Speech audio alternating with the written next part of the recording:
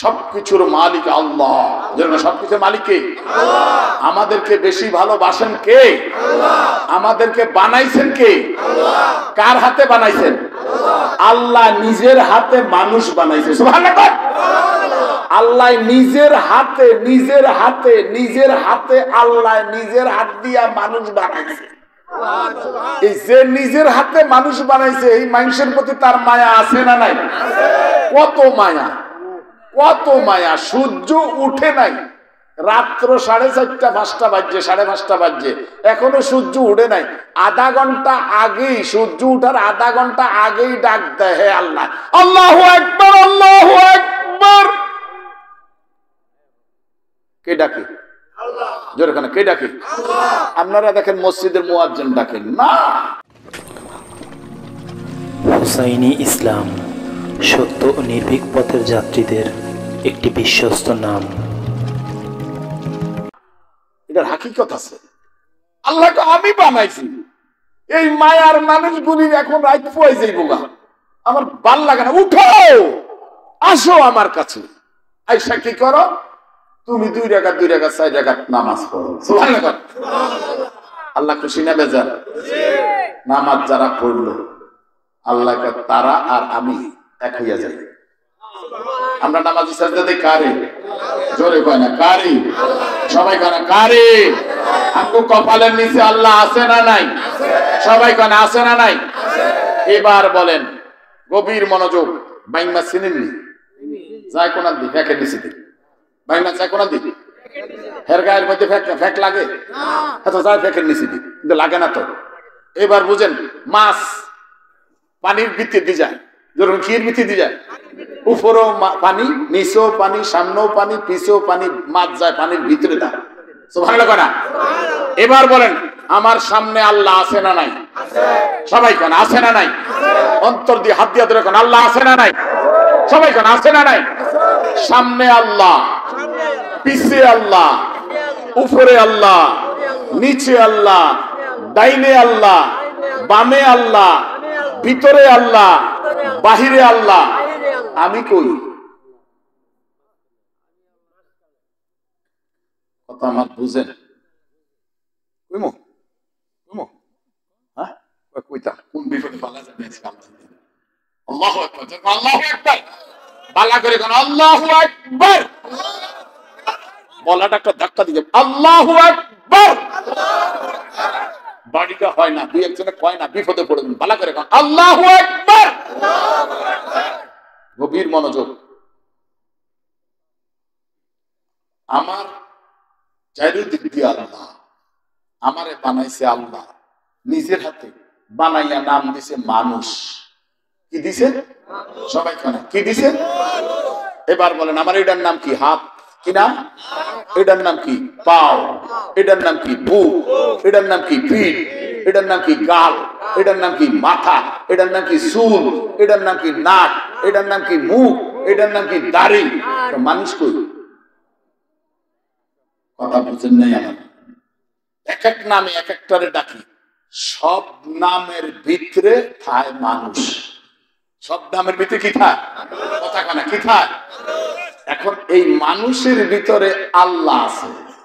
যেরকম আছে না নাই? এই যে আমি নিঃশ্বাস নেই আর ছাড়ি, আমার চারিদিক দিয়ে আল্লাহ, উর্ফু আল্লাহ, নিচু আল্লাহ, ভিতর আল্লাহ, বাইরে আল্লাহ, চারিদিকে আল্লাহ। তো আমি তো আল্লাহর ভিতর দিয়া যাচ্ছি, এর অর্থ কি? আল্লাহ আমার ভিতরে আসা যাওয়া করে। যেরকম করে কি করে না? প্রতি দমে দমে দমে দমে জপরে মন আল্লাহ, বলো দমে দমে জপরে মন আল্লাহ।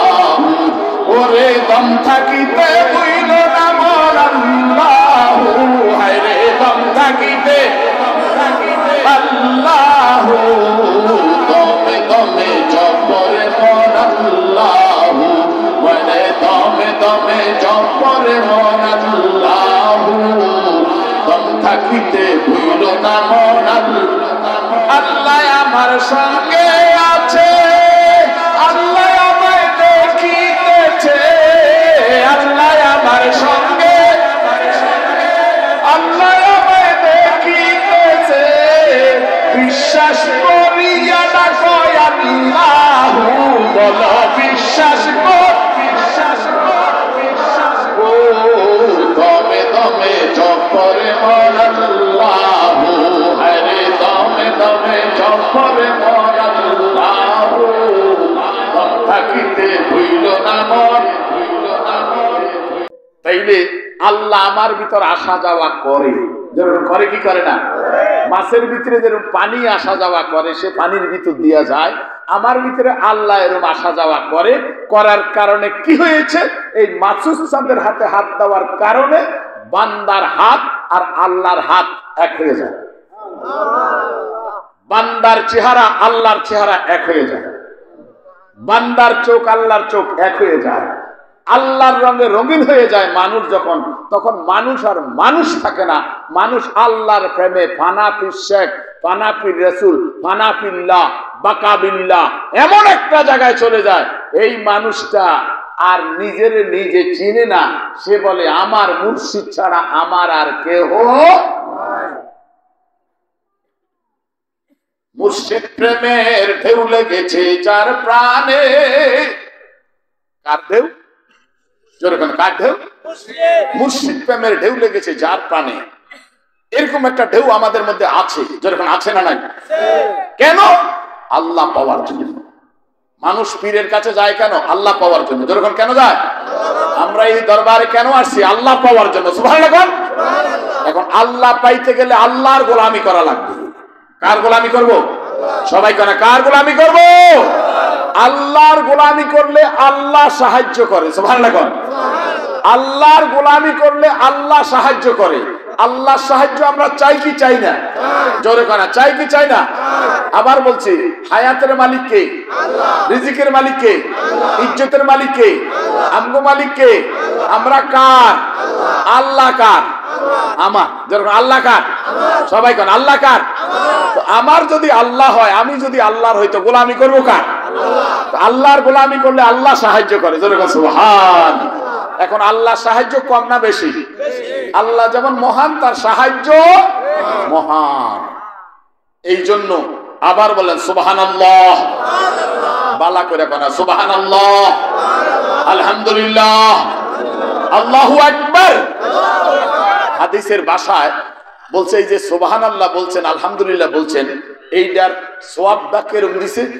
আসমান আর জমিন, আসমান আর মাঝখানে যে ফাঁকা জায়গাটা আছে পুরাটা আপনার এই সুবহানাল্লাহ, আলহামদুলিল্লাহ, আল্লাহু আকবারের কারণে আল্লাহ নেক দিয়া ভইরা দিছে। হাদিস শরীফের কথা। আসমান এবং জমিন মাঝখানে যে ফাঁকা জায়গাটা আছে পুরাটা আল্লাহ নেক দিয়া সওয়াব দিয়া ভইরা দিছে। সুবহানাল্লাহ। বালা করে কোন সুবহানাল্লাহ, আলহামদুলিল্লাহ, আল্লাহু আকবার। এটা হাদিস শরীফের কথা। যদি আসমান থেকে জমিন পর্যন্ত পুরা আল্লাহ নেক দিয়া বইরা দেয়, তো আমি কি এর ভিতরে দিয়ে আনগমন? আমিও কির ভিতর দা যাবো? কথা কয় না। কিসের ভিতর দিই? হাদিসের ভাষায় নেকের ভিতর দা। যেরকম কিসের ভিতর দা? কথা কয় না। কিসের বিরুদ্ধে? এই নেকের বিরুদ্ধে, সোয়াবের ভিতর দা আমি আসা যাওয়া করব। এখন নেক আর সোয়াবের ভিতর দিয়ে আসা যাওয়া যে করবে, পবিত্র আত্মা পবিত্র আত্মার সাথেই মিলবে। পবিত্র আত্মা অপবিত্র আত্মার সাথে মিলবে না। পবিত্র আত্মা তখনই হবে যখনই আপনি আল্লাহ, ধাক্কাটা হইতেছে না, আল্লাহ আল্লাহ আল্লাহ আল্লাহ, তখনই পবিত্র আত্মা হবে যখন আপনি আল্লাহর জিকির করবেন। সুবহানাল্লাহ। এখন আল্লাহর জিকির করবেন, আল্লাহর গোলামি করবেন, আল্লাহর হুকুম মানবেন, সুবহানাল্লাহ বলবেন, নামাজ পড়বেন, রোজা করবেন, ওয়াদা করেছেন। এবার বলেন দেখি, এই সব কিছু পেতে হলে আমাদের একটা কাজ খুব জরুরি, সেটা হলো মা বোনেরা যারা আছেন পর্দার আড়ালে, আপনাদেরকে অনুরোধ করছি, এদিকে তাকান, এদিকে তাকান। যে ঘরে নামাজ নাই সেই ঘরে শয়তান থাকে, যে ঘরে নামাজ নাই সে ঘরে কি থাকে? এখন আপনি চিন্তা করেন কোন ঘরে নামাজ আছে, কোন ঘরে শয়তান আছে?